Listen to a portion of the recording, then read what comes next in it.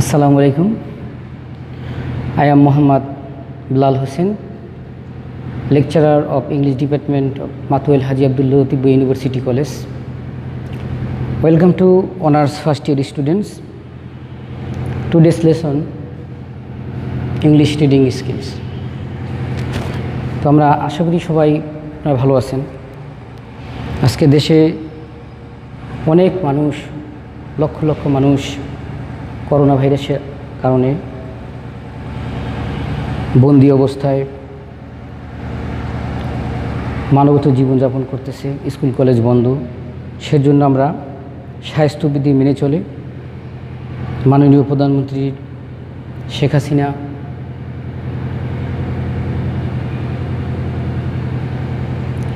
তার নির্দেশ যখন হবে তখনই স্কুল কলেজ খুলবে। দেশের স্বাস্থ্যবিধি মেনে চলে আমরা অবশ্যই নিজেদেরকে সুরক্ষা রাখার চেষ্টা করব।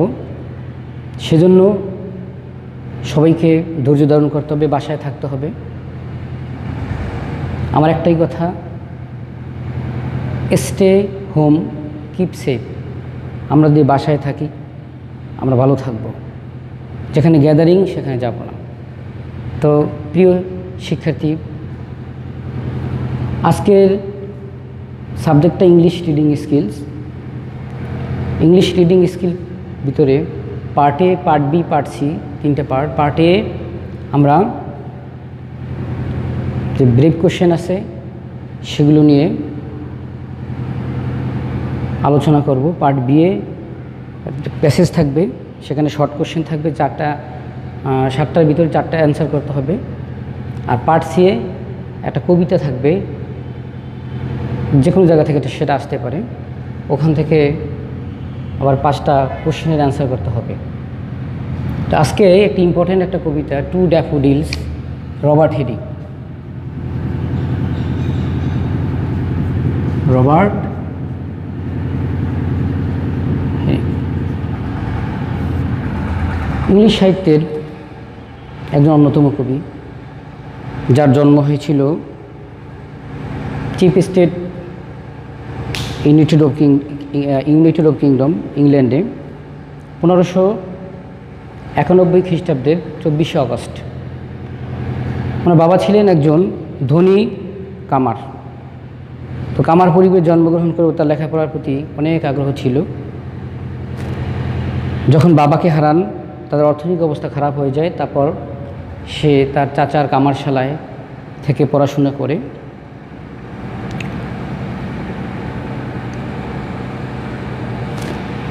কেমব্রিজ বিশ্ববিদ্যালয় থেকে বিএ এবং একই বিশ্ববিদ্যালয় থেকে সে এমএ ডিগ্রি অর্জন করেন 1523 সালে,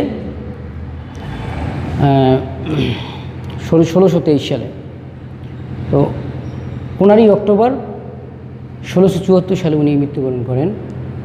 আজকে আমার প্রিয় কবিতা to daffodils, Robert Herrick. To daffodils Robert হেরিকের প্রথম যে লাইনগুলো আছে, fair daffodils weep to see. এই ফেয়ার ড্যাফোডিলস, এই ফেয়ার মানে সুন্দর, ড্যাফোডিলস এক ধরনের ফুল, short lived.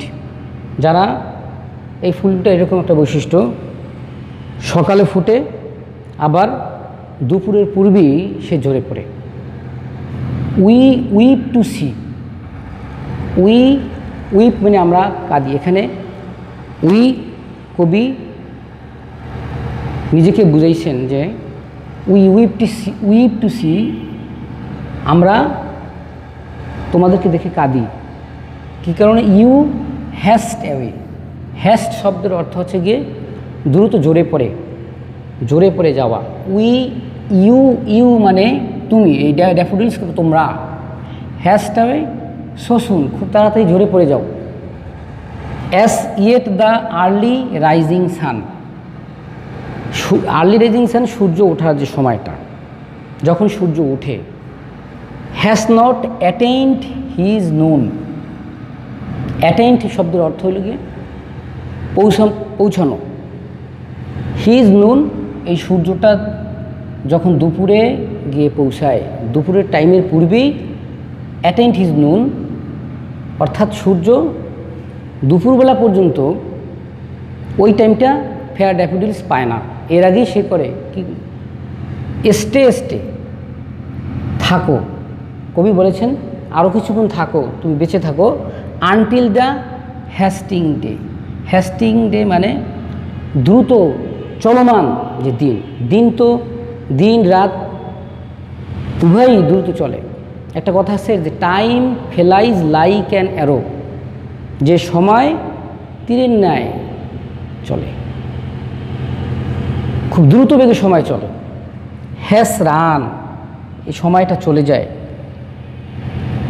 But to the even song, তুমি ওই পর্যন্ত থাকো সন্ধ্যার যে গান, সন্ধ্যার যে সঙ্গীত, ওই পর্যন্ত তুমি থাকো। এখানে কবি ড্যাফোডিলসকে অনুরোধ করেছেন তুমি সন্ধ্যা পর্যন্ত থাকো। অ্যান্ড হ্যাভিং প্রেড টুগেদার, আমরা একসাথে প্রার্থনা করব। প্রেড মানে আমরা একসাথে প্রার্থনা করব, একসাথে আমরা আমাদের কথাগুলো বলবো, যাতে আমাদের, এখানে কবি বোঝাতে চেয়েছেন যে হিউম্যান বিইংস তার টাইমটা, তার লাইফ টাইমটা ড্যাফোডিলসের মতো শর্ট, যে আমরা মানব জাতি এবং ড্যাফোডিল আমরা একসাথে ড্যাফোডিল ফুলের সাথে প্রার্থনা করবো যাতে আরও কিছুদিন বেঁচে থাকতে পারি, আরও কিছুদিন বেঁচে থাকতে চাই। Will go with you along, যে তোমরা আমাদের সাথে থাকবে। আসলে ড্যাফোডিল এবং মানুষের ভিতরে অনেক মিল রয়েছে। ড্যাফোডিল সুন্দর একটি ফুল, যে ফুলটা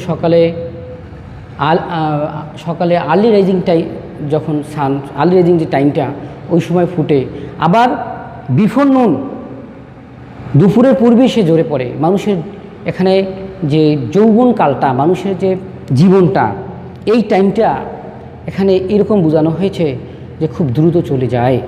মানুষ খুব সংক্ষিপ্ত জীবন নিয়ে পৃথিবীতে এসেছে, আর কবি সেজন্য ফুলকে সাথে নিয়ে প্রার্থনা করতে চেয়েছেন যে আরও কিছুদিন বেশি থাকার জন্য। পরবর্তীতে যে লাইনগুলো আছে, we have as short a spring as quick a growth to meet decay. আমাদের যে যৌবন, we have as short a spring, spring মানে বসন্তকালে, যৌবনকে এখানে এটা সিম্বলাইজ করা হয়েছে। As quick a growth to meet decay, যে আমরা দ্রুত, ড্যাফোডিল যেভাবে দ্রুত মারা যায়, ঝরে পড়ে, মানুষও এরকম দ্রুত তার যৌবনটা ঝরে পড়ে। As you or anything we die, এখন ইউ ড্যাফোডিলসকে বলে তুমি শুধু না, এরকম আরও অনেক কিছু আছে যারা আমরা তাড়াতাড়ি উই ডাই, আমরা মারা যাই। As your hours do and dry, as your hours, এখানে আওয়ার্সকে তার জীবনকাল, ইয়োর্স, অ্যাজ ইয়োর্স আওয়ার্স, এখানে HOURS আওয়ার্সটা হচ্ছে HOURS আওয়ার্স। এখানে ড্যাফোডিল, যে ড্যাফোডিল ফুল, সেই ফুলের জীবনকাল, এখানে জীবনকাল বোঝানো হয়েছে, তার জীবনকাল, তার জীবনের যে সময়টুকু, সকাল থেকে দুপুরের পূর্ব পর্যন্ত যে সময়গুলো, এই সময়টুকু অত্যন্ত সংক্ষিপ্ত এবং দ্রুত শেষ হয়ে যায়, যেভাবে মানুষের যৌবন কালও শেষ হয়ে যায়। As your hours do and dry away, অর্থাৎ শুকিয়ে যায়, শেষ হয়ে যায়। তার পরবর্তী লাইন দেখো,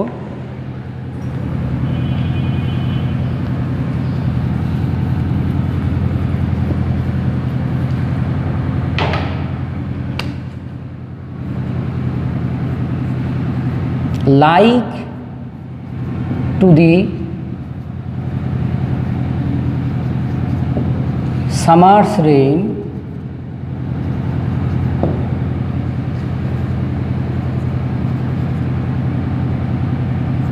or as the pearls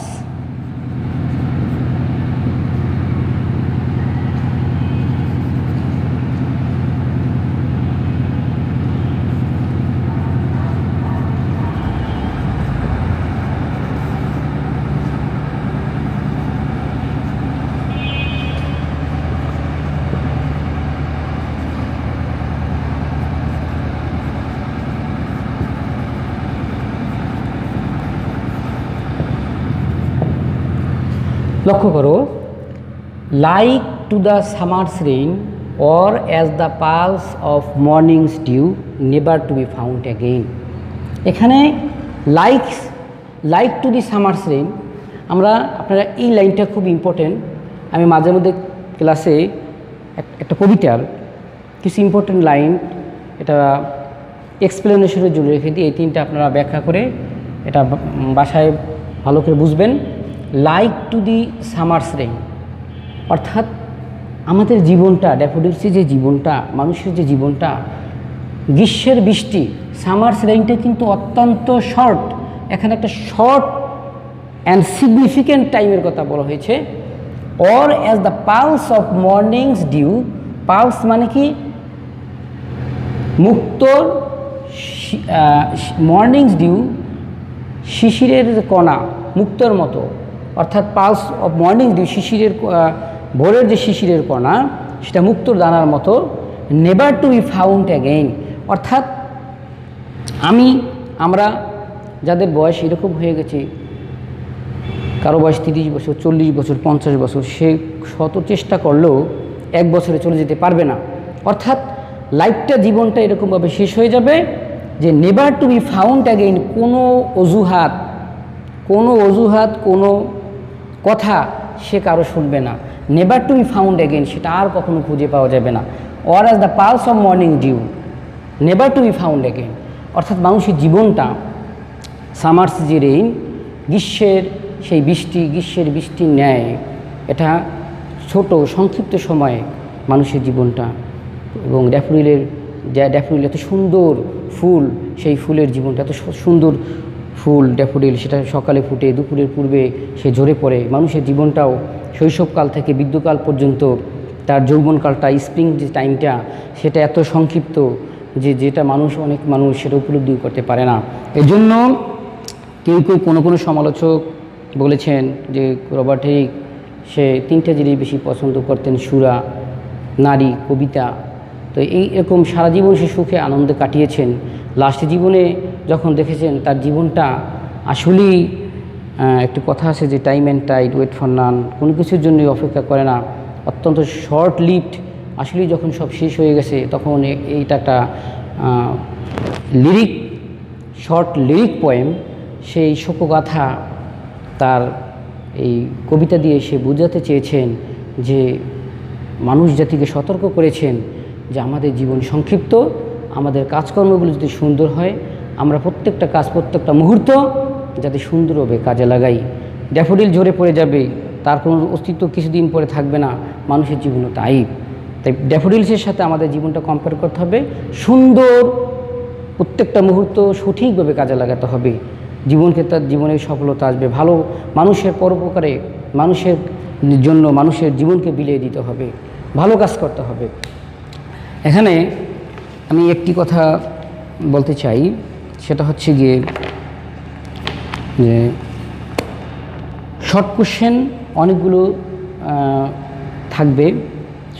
short কোশ্চেনের ভিতরে কিছু ইম্পর্টেন্ট বিষয় আছে। যে শর্ট কোশ্চেনের ভিতরে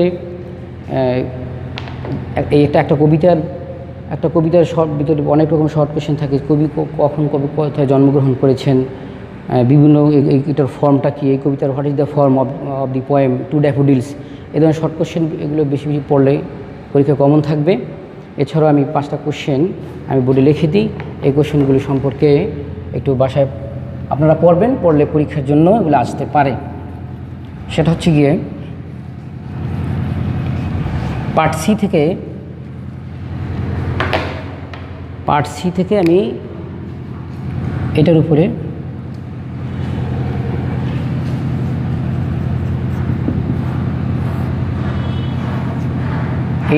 আমি কয়েকটা কোশ্চেন লিখে দিচ্ছি।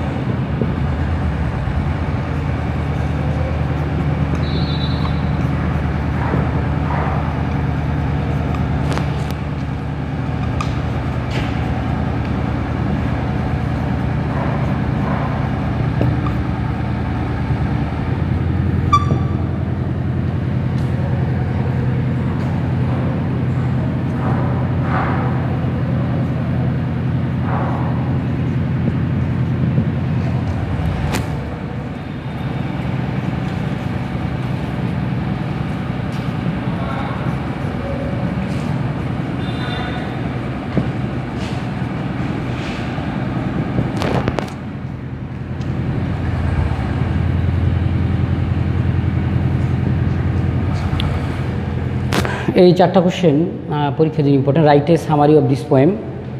What is the figure speech of the poem? What is the mood and tone of this poem? What is the theme of this poem? এই কবিতাটা একটা থিম লেখার নিয়ম হচ্ছে, আমি কবিতাটা বাংলাটা ভালো করে বুঝবো, বাংলাটা ভালো করে বুঝে এটা নিজের ভাষায় লিখতে হবে। গ্রামাটিক্যাল কিছু ভুল থাকতে পারে, সেটা সংশোধন করে নিব। আর এখানে মুডটা কি, টোনটা কি?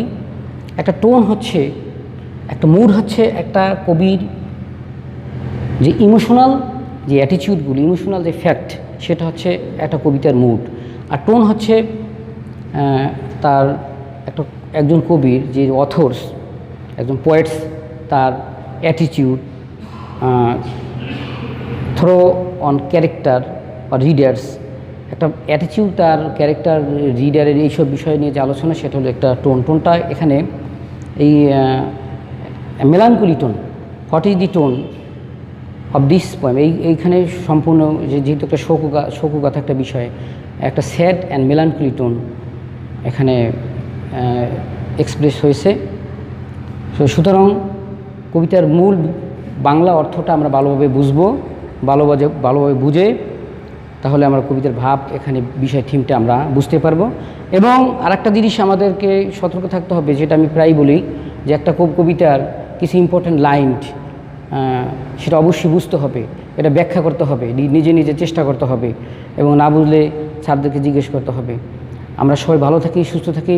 নেক্সট আমি জন ডানের একটা কবিতা নিয়ে আলোচনা করব। আল্লাহ হাফেজ সবাইকে।